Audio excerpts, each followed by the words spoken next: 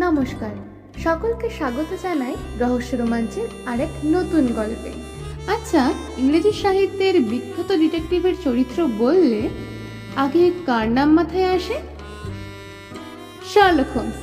একদম ঠিক গেস করেছেন, যার পুরো নাম উইলিয়াম শার্লক স্কট হোমস, যার স্রষ্টা অদ্বিতীয় sir Arthur Conan Doyle. Detective জনরার মধ্যে হোমস হলেন পুরো স্বর্ণখোদিত নাম যাকে বলে। তিনি আত্মপ্রকাশ করেন আ স্টাডি ইন স্কারলেট গল্পে। সেই শুরু, সূচনাকাল থেকে এখনো পর্যন্ত এই নাম পাঠকদের মনে নিজের জায়গা করে রেখেছে। আজ আমাদের শার্লক হোমস সিরিজে প্রথম গল্প, দ্য স্ক্যান্ডাল ইন বোহেমিয়া। সাবস্ক্রাইবটা করবেন কিন্তু, কারণ it's elementary my dear audience. চলুন তাহলে শুরু করা যাক শার্লক হোমসের প্রথম কাহিনী, আ স্ক্যান্ডাল ইন বোহেমিয়া।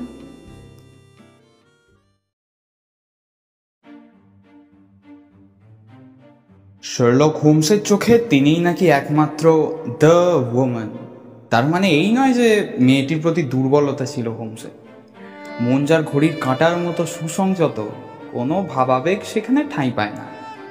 হিসেবি মন আর তীক্ষ্ণ দৃষ্টির একটা যন্ত্র বললেই চলে তাকে। ভাবালুতার কোনো দামই নেই তার কাছে। বিচার শক্তি নাকি গুলিয়ে যায় এসব দুর্বলতাকে প্রশ্রয় দিলে। তা সত্ত্বেও আইরেন অ্যাডলারকে শ্রেষ্ঠ মহিলার সিংহাসনে বসিয়েছিলেন শার্লক হোমস। বিয়ের পর থেকেই হোমসের সঙ্গে যোগাযোগ কমে এসেছিল আমার। নিজের সংসার আর আলাদা ঘর নিয়েই তখন আমি ব্যস্ত। হোমস সামাজিকতার ধার ধারে না। বেকার স্ট্রিটে ডেরায় রাশি রাশি বই, গোয়েন্দাগিরি আর কোকেনের নেশা নিয়েই সে রইল সম্পূর্ণ আলাদা জগতে। মাঝে মাঝে খবরের কাগজে চোখে পড়তো তার চমকপ্রদ কীর্তি কাহিনীর সংবাদ। নতুন করে ডাক্তারি শুরু করার পর একদিন রাত্রে রুগী দেখে বাড়ি ফিরছি বেকার স্ট্রিট দিয়ে। এমন সময় চোখে পড়লো ওপরের ঘরে দ্রুত পায়চারি করছে হোমস। পর্দার গায়ে দুবার ছায়া পড়লো তার লম্বা রোগা শরীরে। দেখলাম মাথা বুকের ওপর ঝুঁকে রয়েছে, দুহাত পেছনে। অর্থাৎ কোকেনের নেশা কাটিয়ে উঠেছে হোমস, কাজের নেশায় বুঁদ হয়েছে। মাথায় সমস্যার ভূত চেপেছে বলেই এত ছটফট করছে ঘরমা। উঠে এলাম ওপরের ঘরে। হোমস আমাকে দেখলো, খুশি হলো, কিন্তু উচ্ছ্বাস প্রকাশ করলো না। চুরুটের বক্স এগিয়ে দিয়ে সুরাপাত্রের দিকে আঙুল তুলে দেখিয়ে বসতে বলল চেয়ারে। তারপর তন্ময় চোখে চেয়ে রইল আমার দিকে। বিয়ে করে সুখী হয়েছ দেখছি। 7.5 পাউন্ড ওজন বেড়েছে যে। 7 পাউন্ড?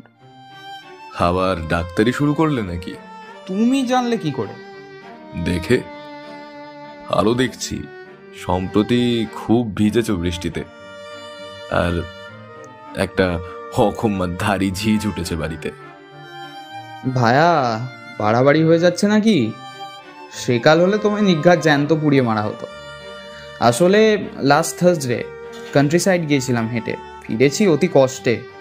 কিন্তু জামা কাপড় পাল্টানোর পরও তুমি জানলে কি করে বলো তো? যাচ্ছে তাই ঝিটাকেও বিদায় করেছে স্ত্রী, অথচ তুমি। হাসলো হোমস, দুহাত ঘষে বলল, তোমার বাঁ পায়ের জুতোর পাশাপাশি দুটো আঁচড় পড়েছে। কাদা তুলতে গিয়েছিল এমন কেউ যে ডাহা আনাড়ি, অর্থাৎ বাদলার দিনে রাস্তায় বেরিয়েছিলে এবং যে ঝিটিকে জুতো সাফ করতে দিয়েছিলে ঝাল ঝেড়েছে সে জুতোর উপরেই। তোমার গায়ে আইটোফর্মের গন্ধ, ডান হাতের বুড়ো আঙুলে সিলভার নাইট্রেটের কালচে দাগ, আর স্টেথোস্কোপ রাখার জন্য উঁচু টুপি রেখে অনায়াসেই বলা যায় রুগী নিয়ে ব্যস্ত রয়েছে ডাক্তার। এত সহজ করে বললে যে মনে হলো আমারও বলা উচিত ছিল। তুমি দেখো ঠিকই, কিন্তু উঠিয়ে দেখো না। তোমার সঙ্গে আমার তফাৎ সেইখানেই। যেমন ধরো, নিচের হলঘর থেকে এই ঘরে উঠবার সিঁড়ি তুমি দেখেছো? হ্যাঁ, দেখেছি। কতবার দেখেছো? 100 বার তো বটেই। কটা ধাপ আছে সেই সিঁড়িতে? তা তো বলতে পারবো না, কিন্তু আমি পারবো, কেননা তুমি শুধু দেখেছো, থাহর করনি। আমি করেছি। 17টা ধাপ আছে ওই সিঁড়িতে। আমার ব্যাপার নিয়ে তুমি লেখালেখি শুরু করেছো বলেই তোমাকে একটা জিনিস দেখাচ্ছি। টেবিলের ওপর পড়ে থাকা একটা গোলাপি চিঠি আমার দিকে নিক্ষেপ করলো হোমস। চিঠির কাগজ বেশ পুরু, কিন্তু তারিখ, সই, ঠিকানা কিছুই নেই। জোরে পড়ো। চিঠিটা এই: আজ রাত 7:45 একটা অত্যন্ত গোলমেলে ব্যাপারে পরামর্শ করার জন্য মুখোশ পরে এক ভদ্রলোক আপনার সঙ্গে দেখা করবেন, ঘরে থাকবেন। বললাম, রহস্যের গন্ধ পাচ্ছি, তোমার কি মনে হয়? সূত্র হাতে না আসা পর্যন্ত সিদ্ধান্তে পৌঁছানো মারাত্মক ভুল। চিঠি দেখে তোমার কি মনে হয়? চিঠি যিনি লিখেছেন তিনি ভালোই বড় লোক। কাগজটা রীতিমতো শক্ত, মজবুত আর দামি। খাঁটি কথা। এই কাগজ ইংল্যান্ডে পাওয়া যায় না। আলোর সামনে ধরো। ধরলাম। জলছাপটা স্পষ্ট হতে দেখলাম।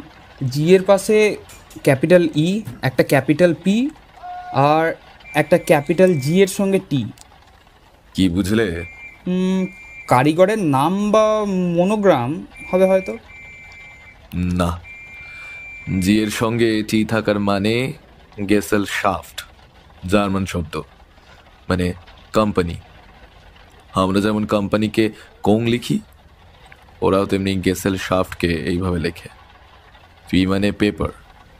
বাকি রইল ই আর জি, এটার মানে কন্টিনেন্টাল গেজেটিয়ার। দেখলেই বোঝা যাবে। তাক থেকে বাদামি রঙের ইয়া মোটা একখানি বই নামিয়ে পাতা উল্টালো হোমস। ইগ্রোনিটস, ইগ্রিয়া, আর এই হলো বোহেমিয়া। ভাষা জার্মান, কাঁচ আর কাগজের কারখানার জন্য বিখ্যাত। বলো, কি বুঝলে? কাগজটা তৈরি হয়েছে বোহেমিয়ায়। এবং পত্র লেখক একজন জার্মান। চিঠি লেখার কায়দা দেখেই বোঝা যাচ্ছে। জার্মানরা এই কথার শেষে ক্রিয়া বসায়।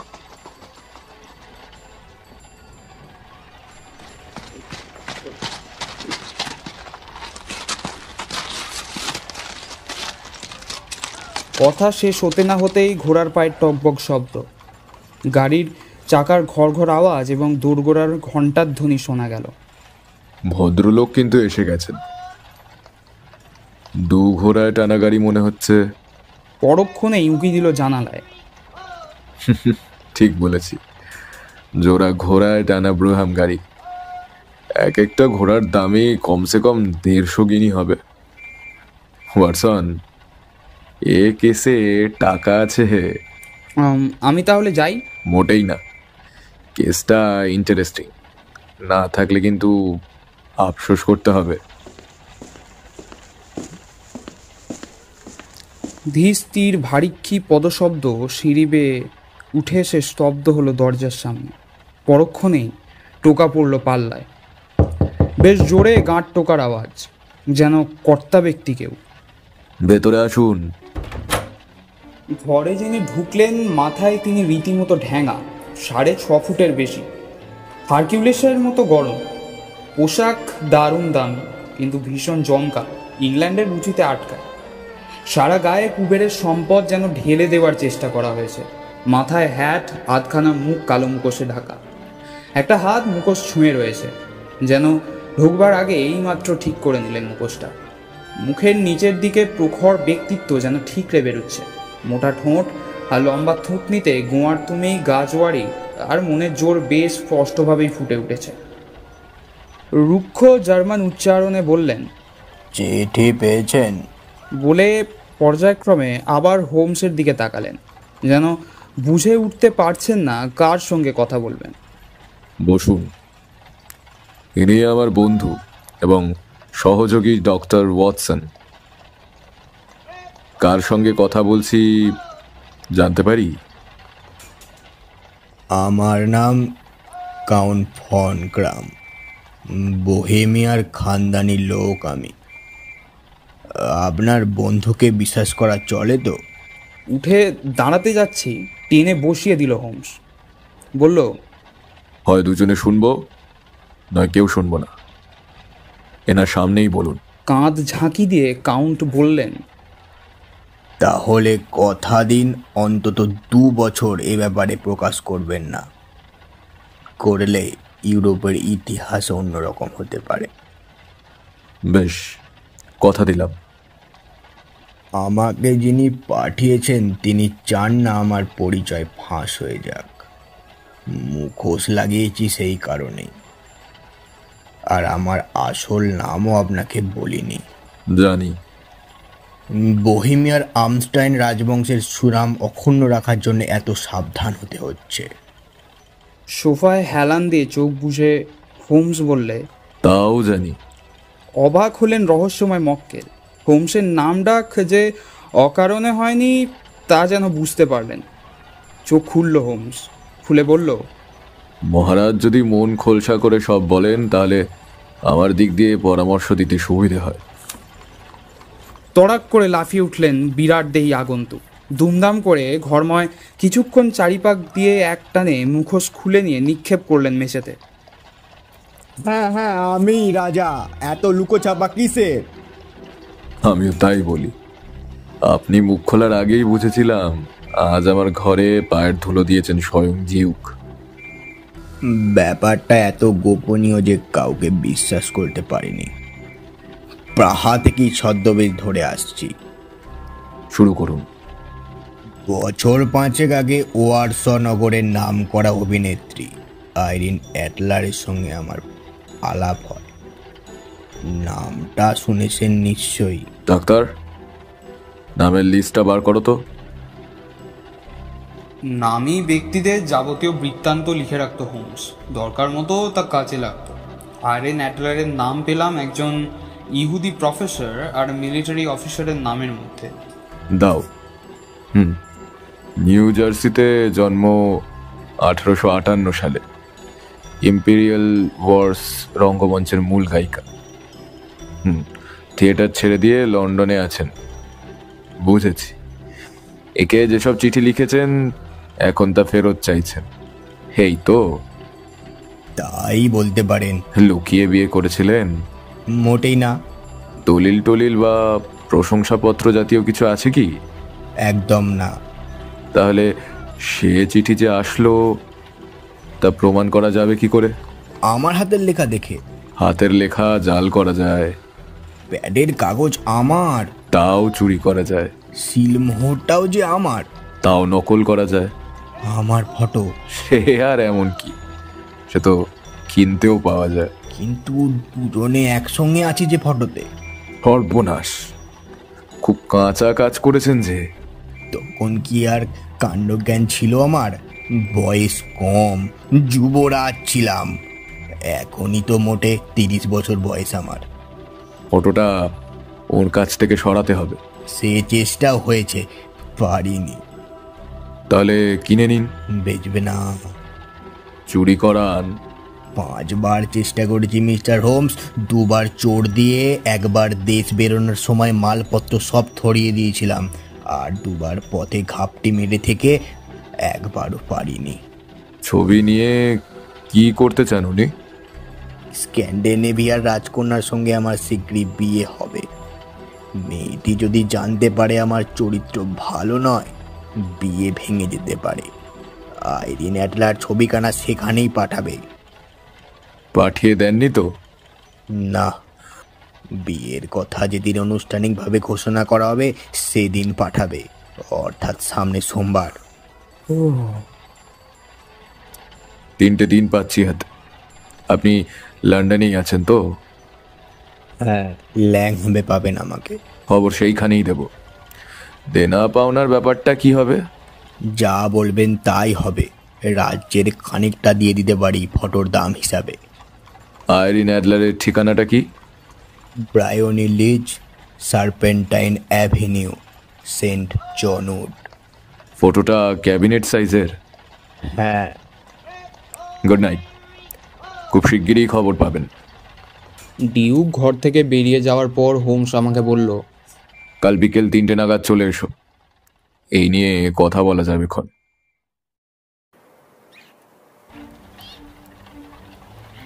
পরদিন ঠিক 3টায় গেলাম। হোম সকাল 8টায় বেরিয়েছে, তখনও ফেরেনি।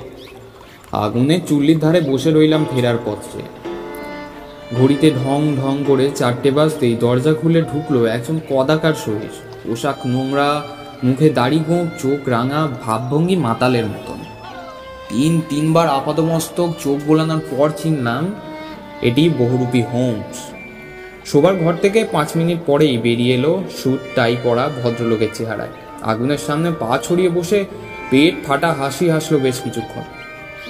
কি ব্যাপার হোমস? দারুণ মজা হয়েছে আজ সকালে। আয়রন অ্যাডলারের বাড়ি পাহারা দিচ্ছিলে বুঝি? ঠিক, সহিসের ছদ্মবেশে বেরিয়েছি সকাল 8টায়। গাড়োয়ান আর সহিসে খুব মাখামাখি সম্পর্ক থাকে, খবর পেতে অনেক সুবিধা হয়।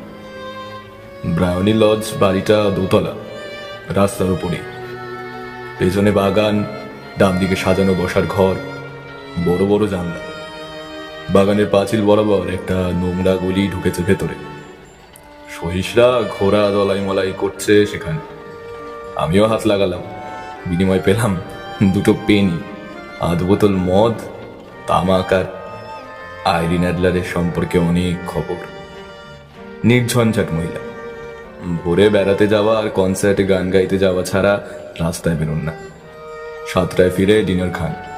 পুরুষ বন্ধু শুধু একজনই, সুপুরুষ, প্রাণ শক্তিতে ভরপুর, গায়ের রং গাঢ়, রোজ আসে।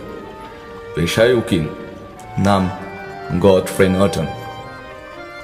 খটকা লাগলো, আইরিন অ্যাডলারের সঙ্গে তার সম্পর্কটা স্রেফ উকিলের সঙ্গে মক্কেলের সম্পর্ক না ভালোবাসাবাসির ব্যাপারও আছে।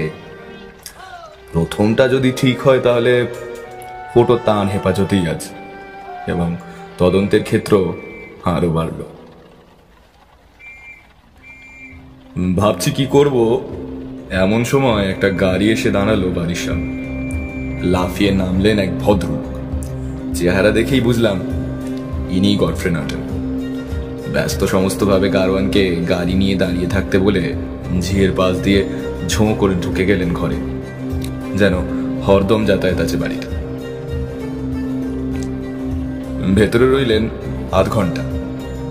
জানালা দিয়ে দেখলাম হন হন করে পায়চারি করছেন আর হাত পা নেড়ে উত্তেজিতভাবে কথা বলছেন। আইরিন অ্যাডলারকে খুব একটা দেখা গেল না। তারপর বেরিয়ে এলেন আগের চেয়েও ব্যস্ত সমস্তভাবে। গারোয়ানকে হেঁকে বললেন, 20 মিনিটের মধ্যে রিজেন্ট স্ট্রিট থেকে সেন্ট মনিকা চার্চ যেতে হবে। পেছন নেব কিনা ভাবছি, এমন সময় একটা ঝকঝকে গাড়ি এসে দাঁড়ালো বাড়ির সামনে। খুব তাড়াহুড়ো করে ঘোড়া জুতা হয়েছে গাড়িতে, কোটে বোতাম লাগানোর সময় পাইনি। ঝড়ের মতো হলঘর থেকে বেরিয়ে এলেন আইরিন অ্যাডলার। গাড়িতে উঠেই হেঁকে বললেন, তাড়াতাড়ি একদম ঝটপট 20 মিনিটে সেন্ট মনিকার চার্চে নিয়ে চলো আমার। £1/2 বকশিস ইন রিটার্ন। ঠিক এই সময় একটা ছ্যাঁকড়া গাড়ি এলো সামনে। তড়াক করে লাফ মেরে ঢুকে গেলাম গাড়ির ভেতরে। চিৎকার করে বললাম, সেন্ট মনিকার গির্জায় চলো, 20 মিনিটের মধ্যে যেতে পারলে £8 বকশিস দেবো।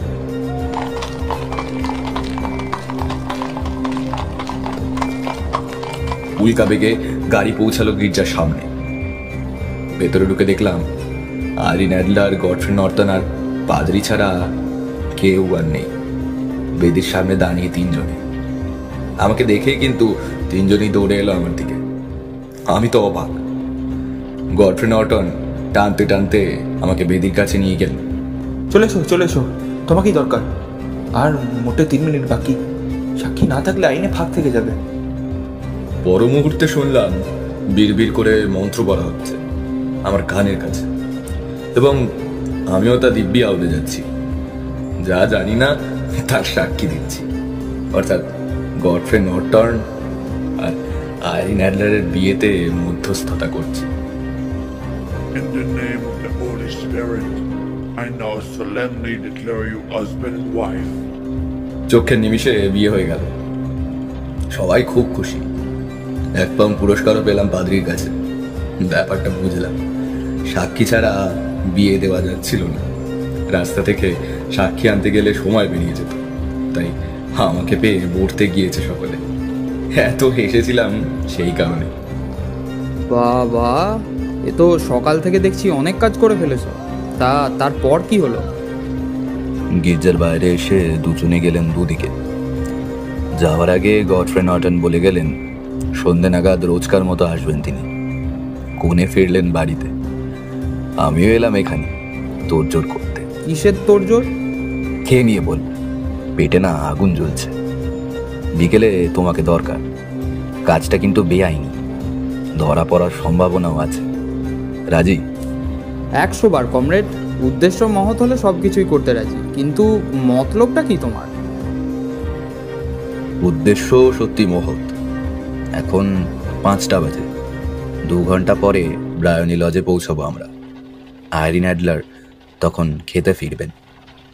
এর মধ্যেই খাবার এসে গেল। খেতে খেতে হোমস বলল, আমি ভেতরে যাব, তুমি বাইরেই থাকবে। বসবার ঘরে জানলার পাশে দাঁড়িয়ে থাকবে, হাতে এই জিনিসটা রাখবে। চুরুটের মতো একটা লম্বাটে বস্তু বাড়িয়ে দিল হোমস। সামান্য ধোয়া বোমা, ছুড়ে দিলেই আপনা থেকে জ্বলে ওঠে। 4-5 মিনিট পরে জানলা খুললে তুমি আমার হাতের দিকে নজর রাখবে। যখন দেখবে এইভাবে হাত নাড়ছি, বোমাটা জানালা গলিয়ে ভেতরে ছুড়ে দিয়ে আগুন আগুন বলে চেঁচিয়ে উঠবে। ভিড় জমে উঠলেই সরে পড়বে, রাস্তায় অন্যদিকে গিয়ে দাঁড়াবে। 10 মিনিট পরে আমি আসবো সেখানেই। বুঝেছো?